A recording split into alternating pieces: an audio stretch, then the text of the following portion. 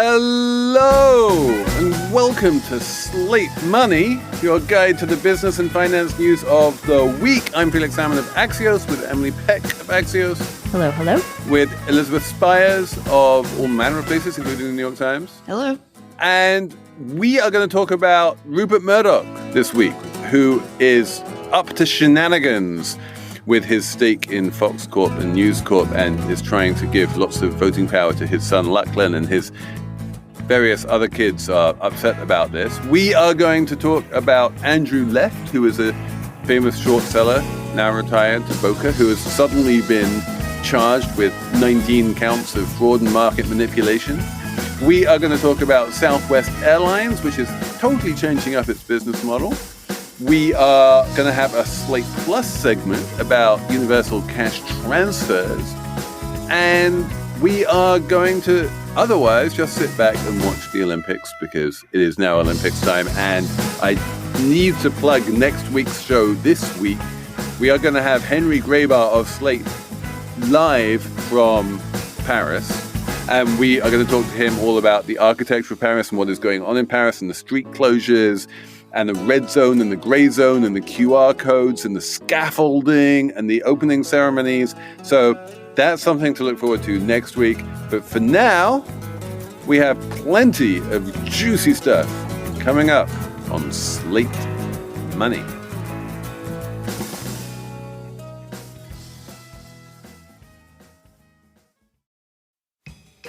Today's episode is supported by What Should I Do With My Money? An original podcast from Morgan Stanley. Smart people often don't feel smart about money. Find What Should I Do With My Money on your favorite podcast player to hear from people just like you getting help from experienced financial advisors. Hey there, Slate Money listeners. Before we start the show, I want to let you know about a story coming up a little later. It's from one of our partners, SAP. AI comes at you fast. If you don't get reliable and relevant advice, your business might miss out. Whether you're looking to automate tasks or embed AI in your business processes, SAP can help. To learn more, head to sap.com/AI and stick around for expert advice on how to embrace AI with confidence. Okay, so this is a regular Slate Money. This is not Slate Money Succession. Succession season 5 has not suddenly been announced, but it kind of has by the New York Times because the streams have crossed and now real life is mirroring fiction, and there is the mother of all court cases going on in Reno, Nevada, of all places. And, well, Elizabeth, why don't you try and catch us up here? Because I don't even know where to start. So Rupert Murdoch has 4 children, and they were all supposed to be in 6. You're right. But 4 of the 6 have votes in a trust that's set up for all of the Fox assets and, News Corp assets. And now Rupert, who is 93, has decided that he wants to consolidate all of the trust under the votes of Lachlan, who is currently running Fox News. And the other 3 kids who have voting power are not happy about this, understandably. But Rupert's argument is that Fox is enormously successful and profitable because it's enormously right-wing, and he's worried that the other kids are going to moderate it with reasonable views. So this was the big conspiracy theory that, we have actually mentioned on Slate Money in the past, and we've talked to Ed Lee about this and this kind of thing, which is that Rupert controls Fox right now, but when he dies, all of his votes basically disappear. And what we're left with is 1 vote each for the 4 eldest kids. And if the 3 non-Lachlan kids, that is to say Elizabeth, Prudence, and James, all team up together, they can easily outvote Lachlan. And that means that if they disapprove of the right-wing tilt of Fox News, they can change it. They can do whatever they want because they control it. And Prudence has always been completely silent. No one really knows what her political opinions are or her opinions on anything. And this is all speculation. And no one knew whether it would happen, or no one knew whether they had any desire to do such a thing. But Rupert, it seems, either felt that they were going to do that or worried that they might do that. And so attempted to sort of head this off at the pass by saying, wait, even though I created an irrevocable trust and this is all like, immortalized in stone, I'm going to hire Bill Barr to revoke the irrevocable trust effectively and give all of the control to Lachlan.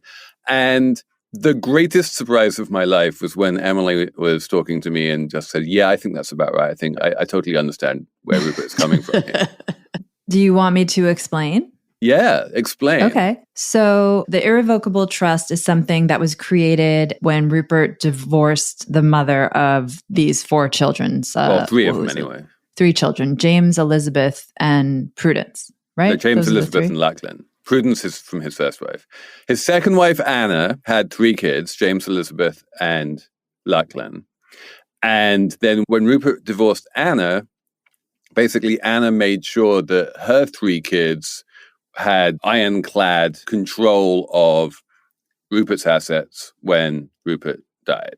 Okay, so here's what I think. I think leaving a company in the hands of 4 siblings is a bad idea.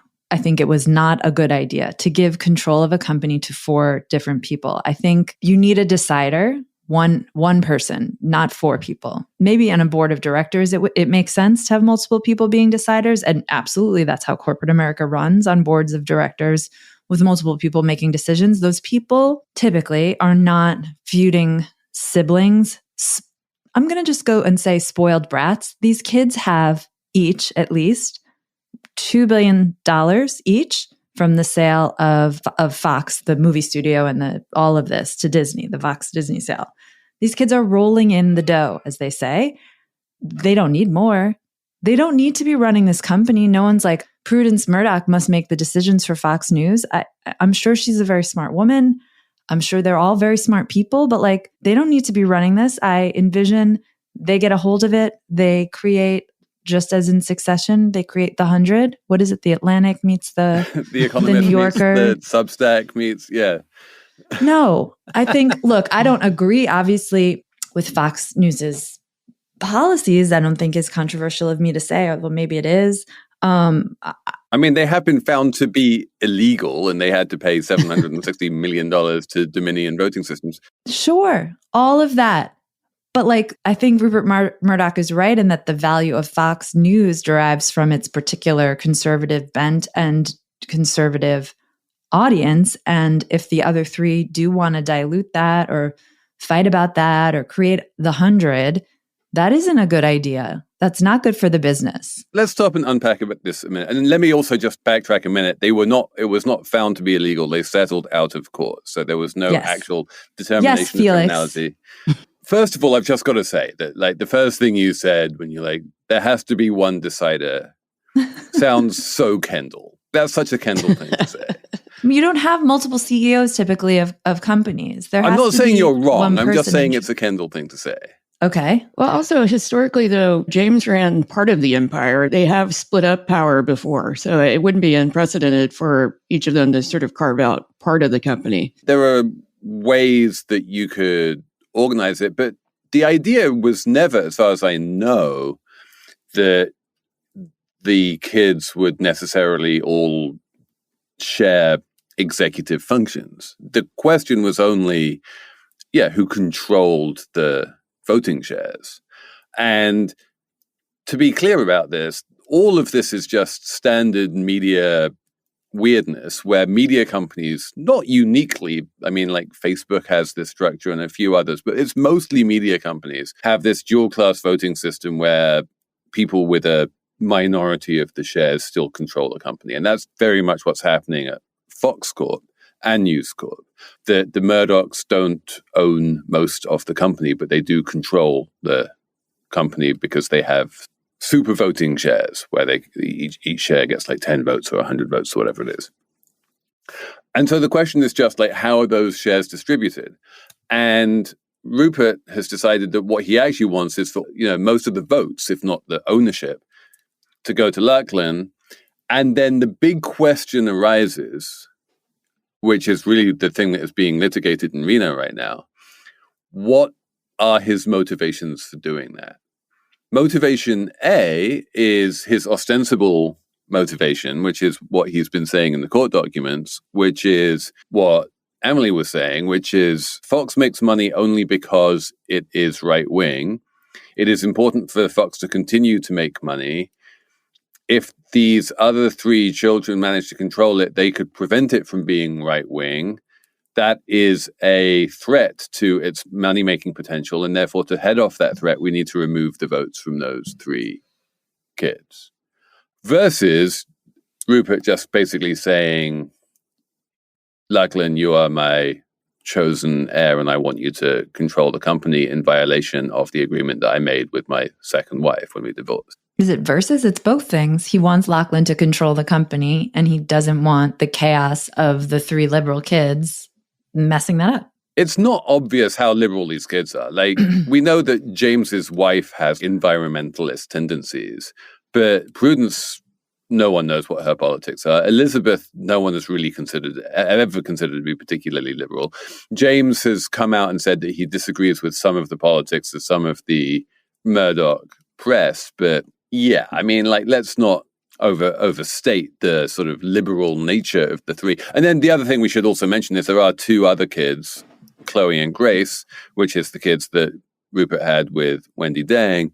And they also got $2 billion each from the sale of Fox, but they don't have any votes at all. They have the economic interest, but they do not have any voting power at all.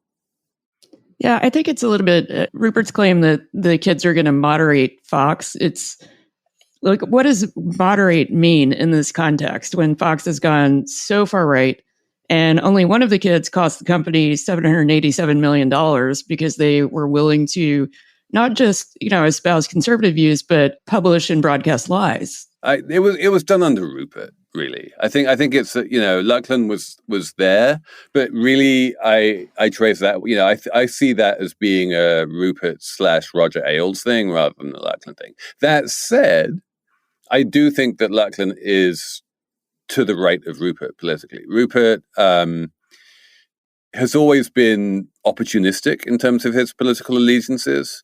He supported Tony Blair. The Sun supported Keir Starmer in the latest election in the UK. Rupert goes to where the power is, whereas Lachlan does feel to me like he's more of an ideologue and he actually believes in all of this right-wing stuff.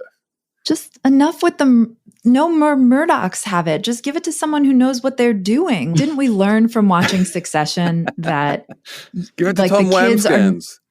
Yes, you don't want the kids running the company. They're not that good at it. And there's this paragraph in the New York Times story where it says, Mr. Murdoch has come to resent James's criticisms and complaints, given that the family empire, which Mr. Murdoch built almost single-handedly, has made James and his siblings multi-billionaires. What I'm saying is, shut up. You three kids, you have billions of dollars. Just walk away, like make your own way in the world. I know you don't have much to pull yourself up by your bootstraps with. It's only a few billion. I know it's hard. I know. But Emily, just end it. If you were a billionaire and you thought your brother was going to destroy democracy and ruin the family name, would you really be inclined to just shut up and walk away? We don't know that that's their motivation. But that would be the motivation, right? So let's think about this from the point of view of... It could be just pettiness. Siblings are petty. Let's think about this from the point of view of Elizabeth, who apparently Rupert took her out for dinner in London and dropped this bomb on her, and she just started swearing up a storm.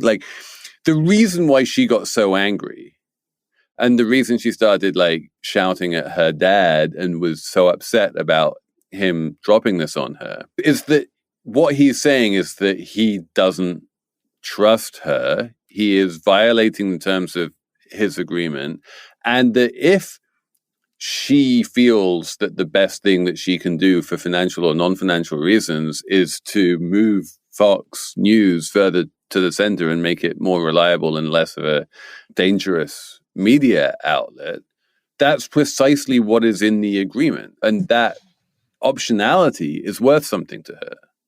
She wants to retain that option, and that is a perfectly reasonable stance for her to have.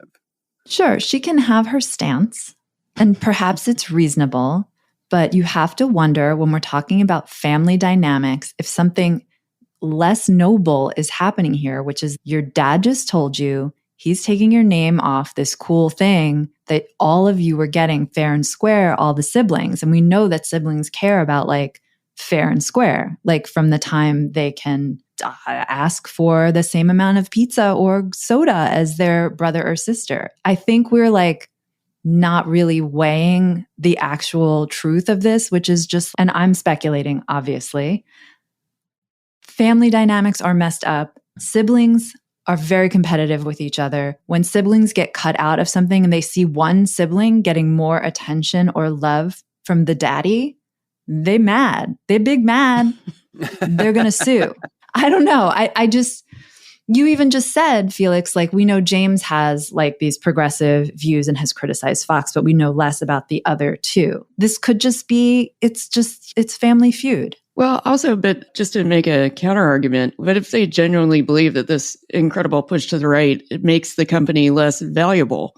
Right. Because, not just the sort of lawsuits and lies, but Fox in particular has a very rapidly aging audience, and that's a problem for them long term. And so if Lachlan doesn't have a vision for getting younger viewers and expanding what Fox does outside of its core lines of business, and you're one of the siblings, you would have a vested interest in the outcome regardless. And it wouldn't just be about the money necessarily. Right. That's fair. There could be other good ways to run Fox News. I don't know that the siblings, that's what their argument really is, or that's what their motivation really is. If Rupert wanted to just take Fox News out of the control of the siblings, then he could just sell it. Like, that is the solution to this problem.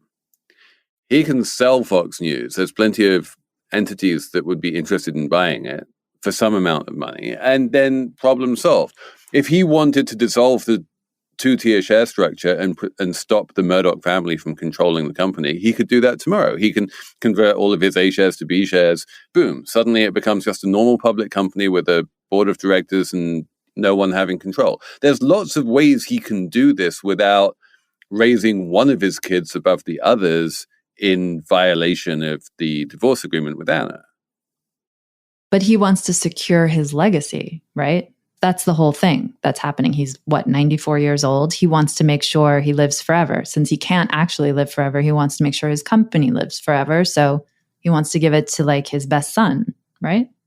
I can sort of imagine Lachlan saying, "I'm the best boy." What was the Kendall line? I'm the best boy.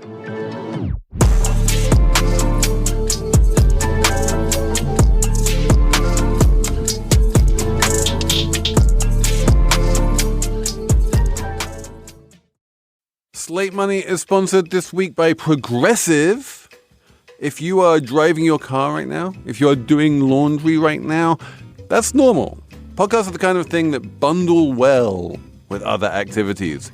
Just like Progressive home and auto policies, they're best when they're bundled too. Having these two policies together makes insurance easier and could help you save. Customers who save by switching their home and car insurance to Progressive save nearly $800 on average. Quote a home and car bundle today at progressive.com. Progressive Casualty Insurance Company and affiliates. National average 12-month savings of $793 by new customers surveyed who saved with Progressive between June 2021 and May 2022. Potential savings will vary. Slate Money is sponsored this week by ZBiotics. There's always a lot going on in summer. There's vacations, weddings, reunions, and a lot of these things involve alcohol. And after a night with drinks, it can be tough to bounce back the next day. But with ZBiotics pre-alcohol probiotic drink, there's a surefire way to wake up feeling fresh after a night of drinking. Pre-alcohol is the world's first genetically engineered probiotic. It was invented by PhD scientists to tackle rough mornings after drinking. Here's how it works. When you drink, alcohol gets converted into a toxic byproduct in the gut. It's this byproduct, not dehydration, that's to blame for your rough next day. Pre-alcohol produces an enzyme to break this byproduct down. It's designed to work like your liver, but in your gut, where you need it most. So to get the most out of your summer, stock up on pre-alcohol now. Go to zbiotics.com/money to get 15% off your first order when you use money at checkout. Pre-alcohol is backed with 100% money-back guarantee, so if you're unsatisfied for any reason, they'll refund your money, no questions asked. Remember to head to zbiotics.com/money and use the code MONEY at checkout for 15% off. Let's move on to Andrew Left of Citron Research, who was a high-profile short seller for many years before he retired. And now that he has retired to Boca Raton, a crazy coalition of the U.S. Attorney for the Central District of California and the U.S. Postal Inspector and the FBI, in the wake of a multi-year investigation, has uncovered the fact that this hedge fund trader guy was trading stocks. And they have accused him of market manipulation and have thrown like 19 different charges at him, which all carry massive jail time. And he's facing, a huge criminal indictment all of a sudden, which has come completely out of what seems to be like thin air. And this, to me, is just completely batshit. But Emily, you are maybe a little bit more sympathetic to the government here? Yeah, so we should say this story broke about an hour before we started taping. So I'm like 2/3 through this complaint. But I think, so the government is saying basically that this guy, Andrew Left, he was instead of pumping and dumping, he was kind of pumping and dumping, but instead of pumping up share prices, he was pushing them down by using social media and appearances on CNBC and all this, which none of that is weird or different. But behind the scenes, he was talking to hedge funds and giving them a heads up. He'd say like, okay, I'm going to short, like they have this one example, I'm going to short this cannabis company and I'm going to say it's like really bad. And, the weed market is bad. And the hedge fund's like, cool. They make their short bets too. And then he goes on CNBC and he tweets.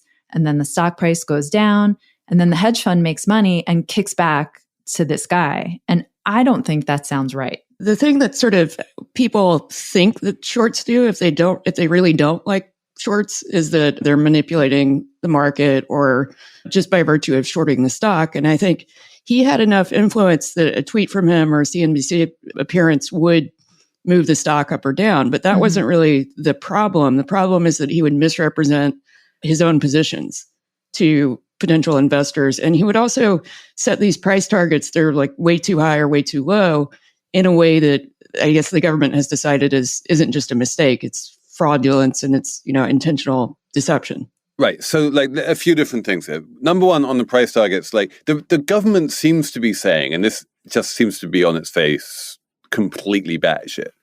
A price target that you put on a research report is some kind of a promise to hold the stock until it reaches that target price. And no, that's not what a target price is at all.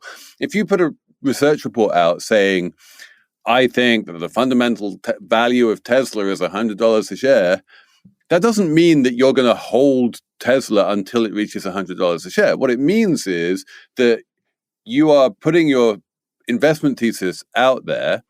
When the market digests your investment thesis and determines whether or not it thinks it has merit, if the stock market falls because you think that the thesis says that the stock is worth $100 a share, then you can say, I have efficiently changed the market value of the company because I have increased the amount of information in the market about the company and the market believes me. But now I don't have any edge anymore. It's not like I know anything that the market doesn't. It's not like my analysis can move the market again. My work here is done. I can cover my short. I can move on to the next trade.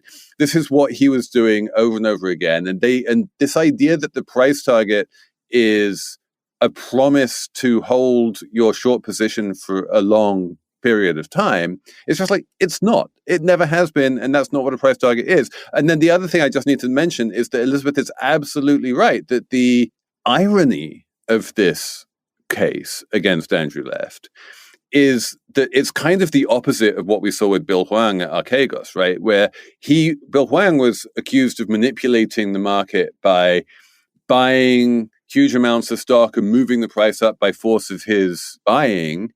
And shorts are often accused of driving the price down by force of their selling. But the government here is saying neither of those things. They're basically saying that when the hedge funds and Citron Research put on their short positions, it didn't move the market at all, even though some of these positions were put on, like even in relatively thin pre-market trade. They're like, putting on the positions doesn't move the market, but like tweeting moves the market. And you're like, come on. Like, you're going to manipulate the market by tweet? But what about the collusion with the hedge funds and getting the kickbacks from that? Is that typical? Is that common? Is that legal? So that's three different questions. Answer one. I feel like working, like investor syndicates, people working together, like I don't know whether it's legal. I don't know whether it's common, but it doesn't feel like it's market manipulation. They're also accusing him of misrepresenting his positions, misrepresenting the fact that he owns like 85% of the fund, and he was telling people on CNBC and, via tweet or whatever, that he had all these institutional investors when he didn't. Those sort of things seem more clear-cut to me. Like that would be a violation of securities law. They don't actually come out with him making claims about institutional investors. Like, he put out a bunch of letters to investors in his hedge fund, which he would circulate to the press, without ever identifying who the investors were or whether he even had the investors. He did mention at one point that he was going to have investors, but I think he kind of did a quite good job of never quite saying that he did have investors. He certainly gave the impression that he had investors. But again, I'm like, hedge fund manager pretends that he has more investors than he has. I still don't see why that is illegal. I think the one thing he did that was clearly really stupid and definitely illegal was that I don't know if it was definitely the one thing he did that was definitely very stupid was that he told investigators that he wasn't working in conjunction with hedge funds when he was. It is not clear to me whether he was like under oath there and whether that was any kind of formal deposition and whether he can be prosecuted for some kind of lying under oath.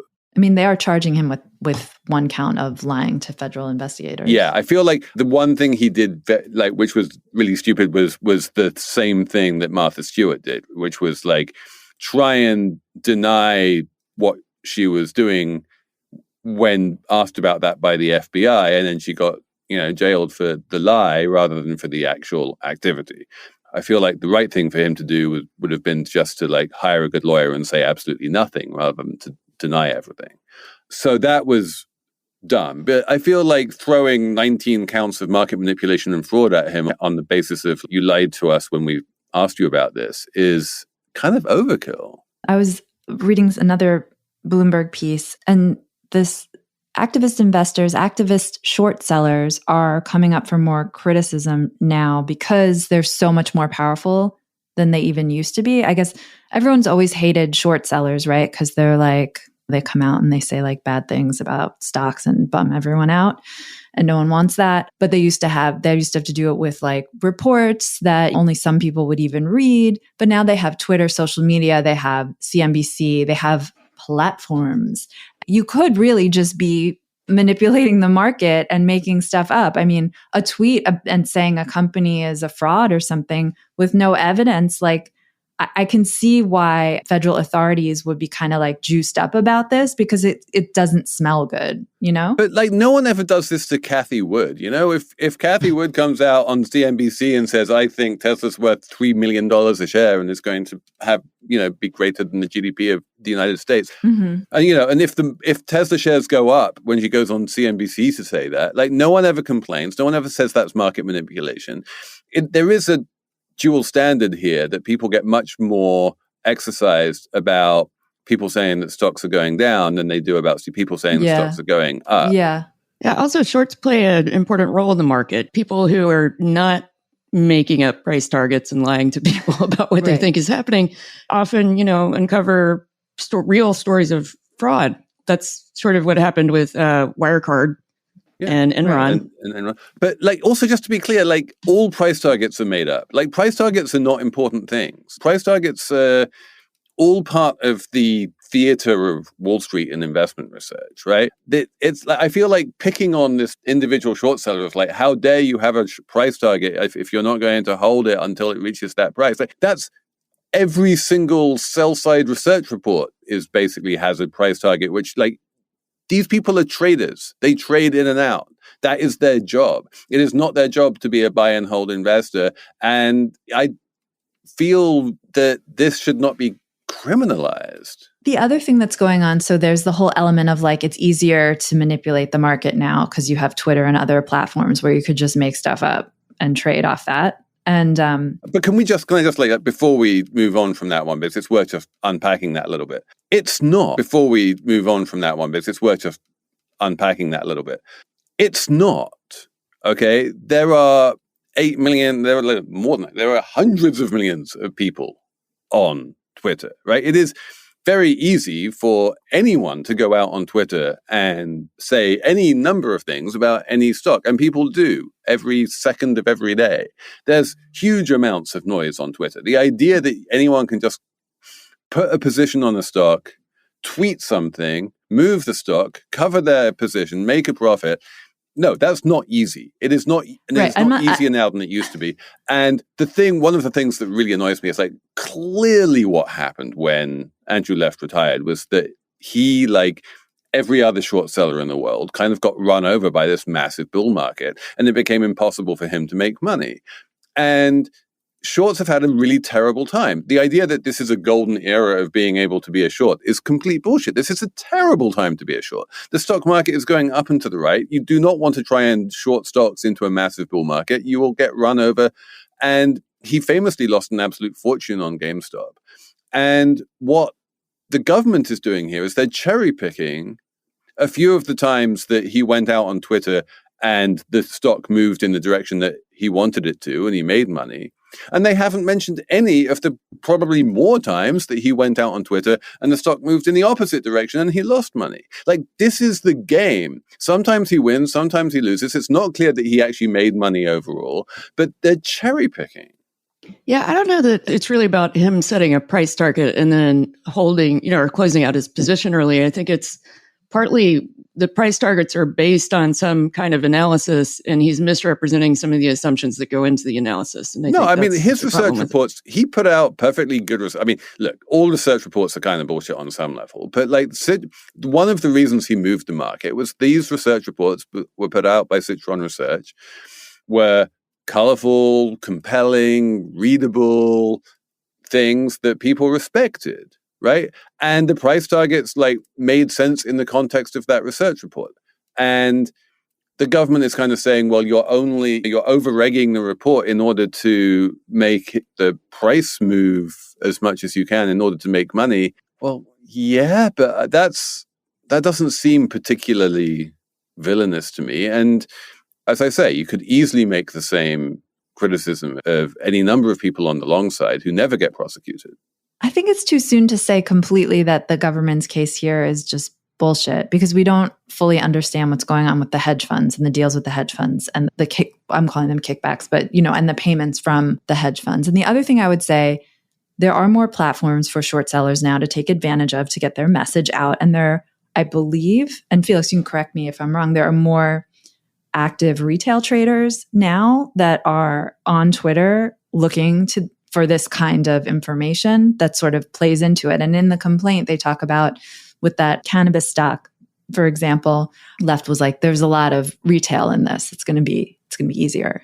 So that's sort of like an interesting component to it as well, I think. Yeah, I think that's right. And we're seeing this very much with Roaring Kitty, right? Who has really perfected the art of putting out a tweet and moving a stock and presumably making money when that happens. And maybe this is some kind of shot across the bow, and saying like, people don't be moving stocks with tweets because that's market manipulation, especially if you make money at it. I mean, it's definitely going to make people think twice, right? This lawsuit, if you're a short seller, you're going to be kind of watching yourself now, right? It's going to have a, as they say, chilling effect. Yeah. And so that's going to hurt price discovery.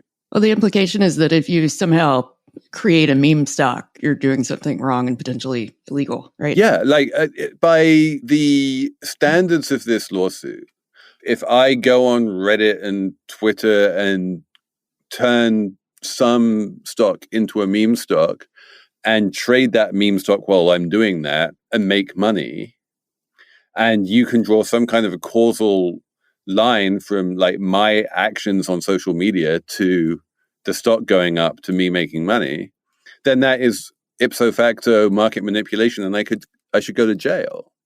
But no one's ever going to, federal authorities aren't going to sue if everyone made money. Who are they protecting? No one. Right. And so I think that underneath all of this is this idea that it is good when stocks go up and bad when stocks go down. And that if you make a stock go down, that's bad. And if you make a stock go up, then that's probably good, or at least harmless. And that's just crazy. I feel compelled to note that Donald Trump used to kind of do a version of this. Obviously, Donald Trump was never a short seller, but he used to spread like a rumor. I think it was with airlines. Someone write in and remind me. No, this is absolutely true. He used to say like, oh, I'm going to buy this he said, I'm going to buy this airline, whatever. And all he did was have the stock. He sold it when it went up after he passed along the rumor. That seems bad. He got caught doing that, right? Yeah, he got caught doing that and not prosecuted and did not go to jail for it, right? This is something also which works until it doesn't. If it is an easy and predictable thing to do, to like put out a press release saying, I'm going to buy this company for 2x its current share price, and then people believe you and the shares go up, and then you sell your shares and you make a profit, and you rinse and repeat, and you do that 100 times, and every time it works and you make money, like that would just be the easiest way to make money in the world, and everyone would be doing it. It doesn't work that way. Donald Trump and people like that can get away with that once, maybe twice, but then after the first or second time, people like get wise to it, and the press release saying, I want to buy this company doesn't move the stock anymore.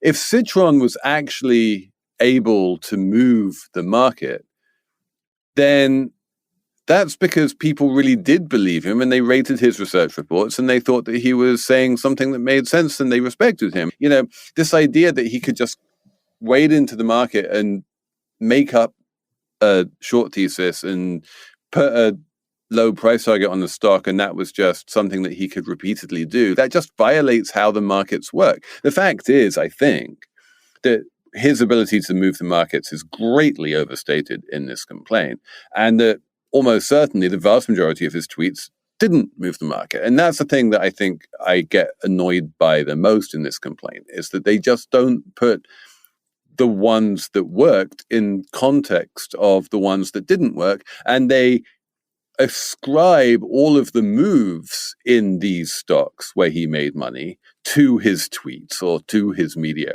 appearances, when maybe he just got lucky and the stock moved in the direction he wanted it to, regardless of whether he'd put the tweet out. Well, you're kind of underscoring the old, I think it's Michael Lewis line, that the market doesn't work without manipulation. Everything is manipulation on some level. If you sort of look at it, it's at the continuum between what normal marketing of a stock would be and what the government in this case is considering fraudulent representation. There's a lot of in between. Yeah, I think it's because he's a short seller, because he pissed a bunch of people off. And I guess, the U.S. attorney for the Central District of California got a bee in his bonnet about it. I would not want to be Andrew Left right now. He is facing a very serious criminal complaint.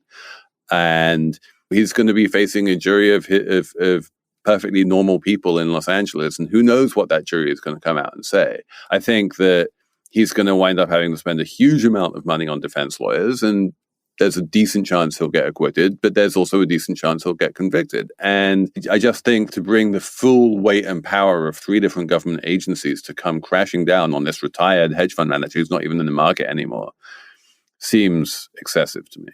Well, but Occam's razor, none of us have had time to read the full complaint. I've read the full complaint. Oh.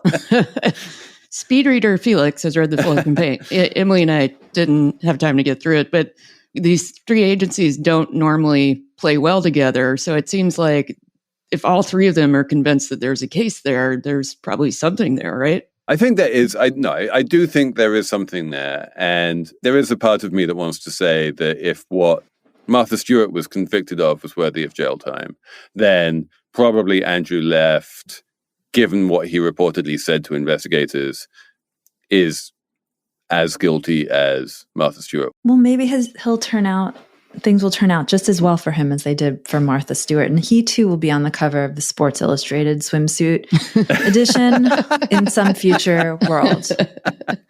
And doing deals with Snoop Dogg.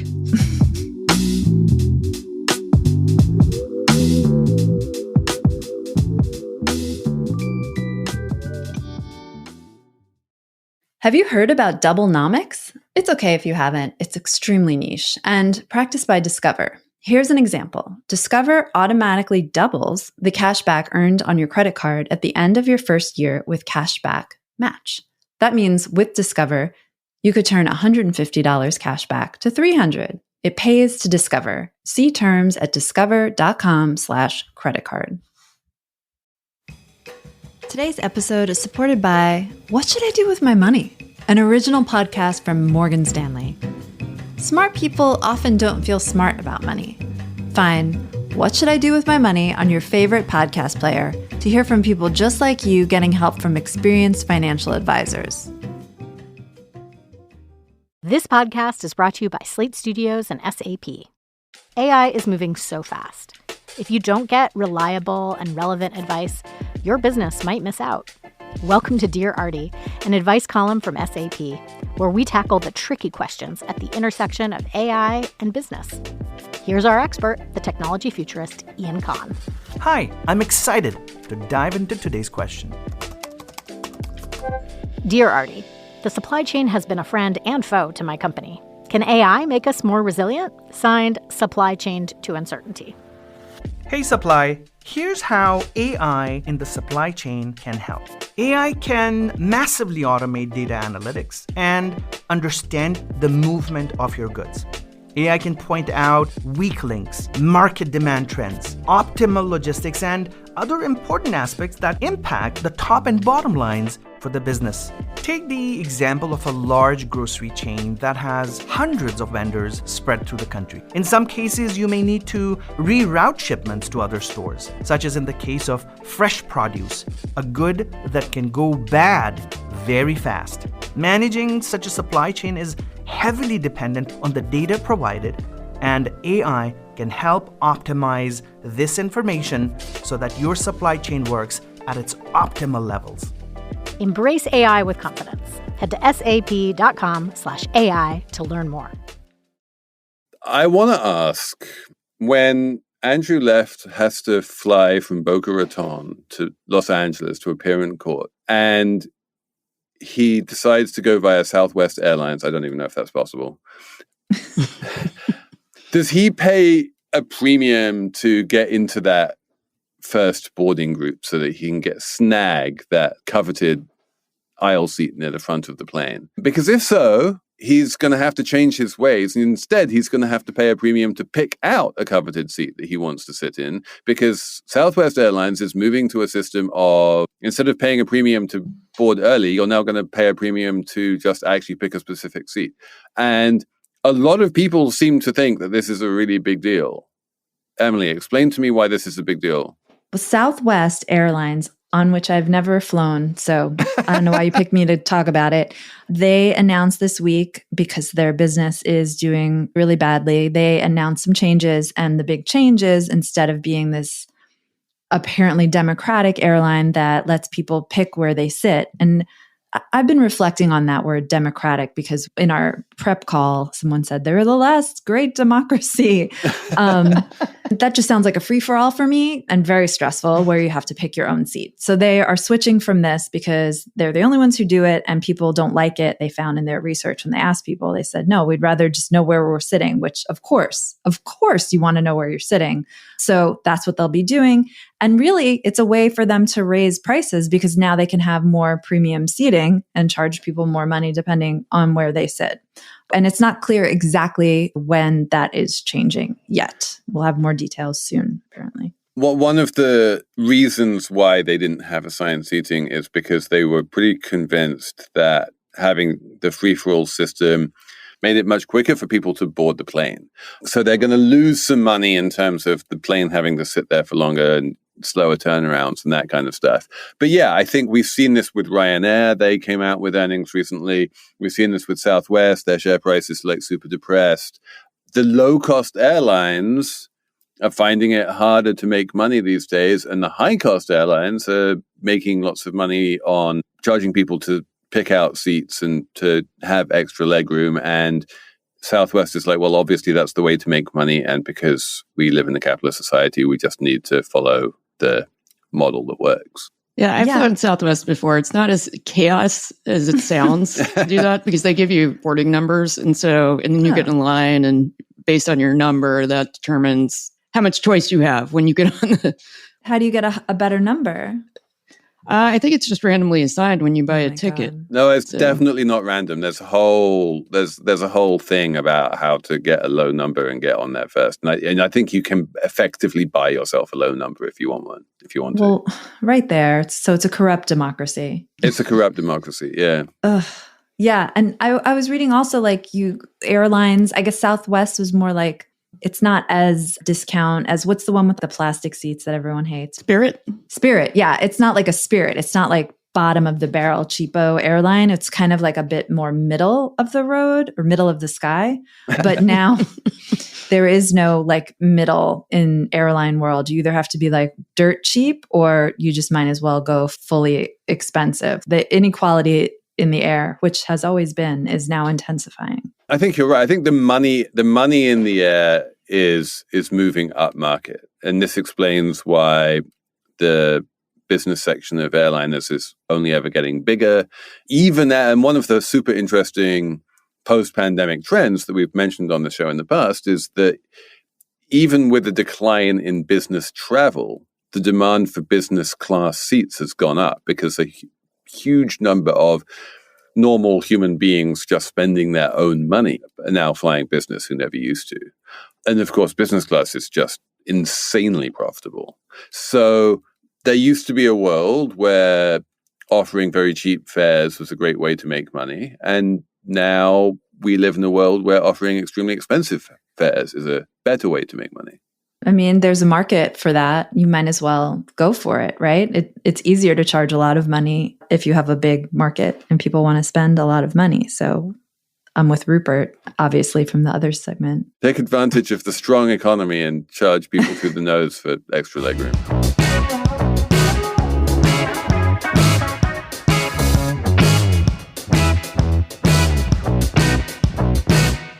Let's have a numbers round.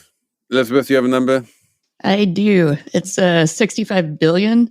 And that's the number of views on YouTube that a show called Skibbity Toilet has gotten. Skibbity Toilet! Yes. And so, what is it? Explain it all to me, Elizabeth. Okay. So if you have a middle schooler, you know what this is. Is your kid into Skibbity Toilet? He thinks it's kind of dumb, but he also references it 30 times a day. Wait, so don't talk about that yet. Just say what it is. It's a short form show that was developed by a guy who just, is one of those sort of internet creator entrepreneur types.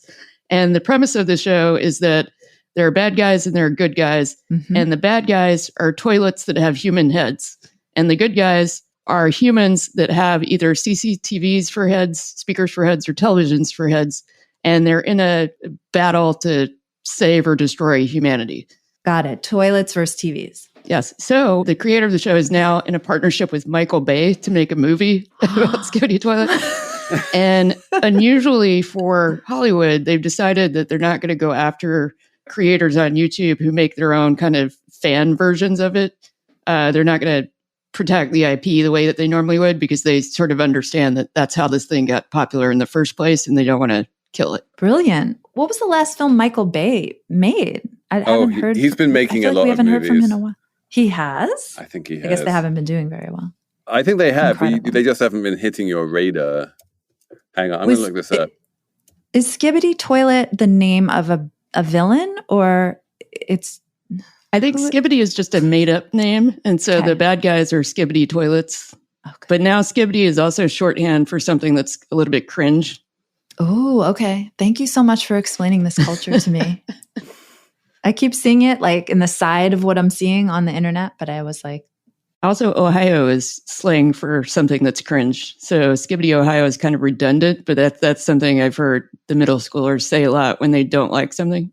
A whole state is cringe? That doesn't seem right. Apologies to the Ohio listeners. Is it because of J.D. Vance? No, but I have seen people refer to Vance as Skibbity Ohio. I guess ambulatory Skibbity Ohio. Like a toilet head. Basically, yeah. I'm going to just put an end to this entire discussion because... Such a good number. I can't follow this. You can't follow this? Felix. All right. No. What is your number, Emily? What I just said, I can't follow it. I want to see you try to not follow this. My number is okay, well, whatever. My number is 59%. That is the share of Americans 65 and older who said they would answer the door if someone knocked on it. That's 59%, or a majority of older people, compared to 43% of Gen Z and millennials who said that they would open the door. So a minority of those generations. So the rest of them just like cower in the house and go, someone's knocking at the door and I'm just going to sit here playing Fortnite? Yes. I mean, there was, 17%, generationally, 17% of all the generations are like, I'm not sure what I would do, which to me is the craziest answer of all. It's like, but I understand maybe you're not sure. Like you want to see who's at the door before you make your decision, I suppose.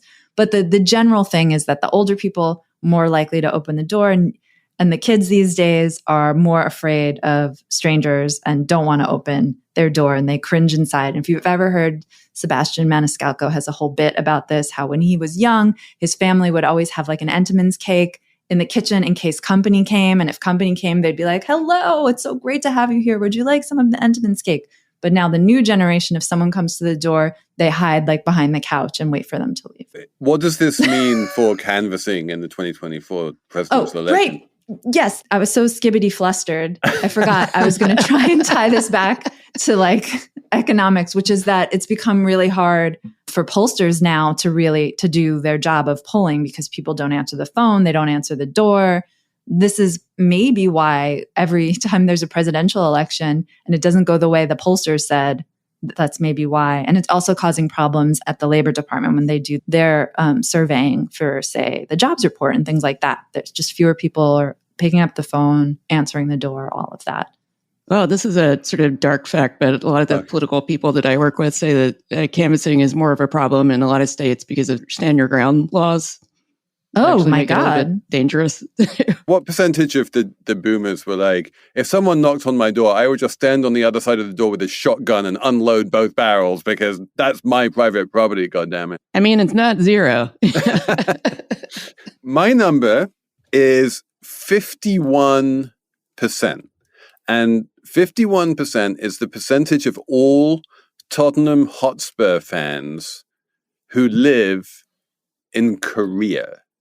This is a North London football team that is mostly famous for having quite a lot of North London Jewish support. But amazingly, more than half of all of the Spurs fans in the world are in Korea. Why? Because there's this very big Korean footballer named Heung-min Son, or Son Heung-min, depending on which way round you want to put the name, who's the captain of Spurs and is deeply beloved by the team.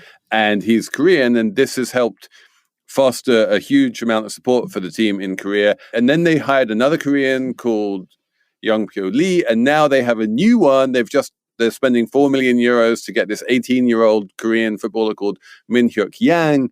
And basically, they are leaning into their whole, like, we are the team with all of the great Korean players and all of the Koreans should support us. And like, Tottenham will pay a premium for you if you're Korean because it helps keep their support high in Korea. How do you measure the number of fans you have? That's a good question. Guys, if you know how these things are measured, can you write in slatemoney@slate.com? How do we know that 51% of Spurs fans are in Korea? Let us know. And send us all your questions about short selling because I'm sure we can answer them. Emily, can we plug this week's Slate Plus? Yeah, I'm happy to. Because this week's Slate Plus is all about a story that we both worked on and how you made it better because you edited me. Yes. All credit to Felix. He wrote about these two really interesting studies that have to do with unconditional cash transfers. That's the practice of just giving people money, just give people money. And these two studies showed what happened when you just give people money. And if you want to find out what happened, you got to listen to Slate Plus. You have to subscribe to Slate Plus, where you can always listen to our extra segments and get bonus content on slate.com. Right, Felix? Apparently, so I'm told. Other than that, I have to thank Jessamine and Molli at Seaplane Armada for producing this week, and of course, the great Cheyna Roth for Slate. And we will be back next week with even more Slate Money.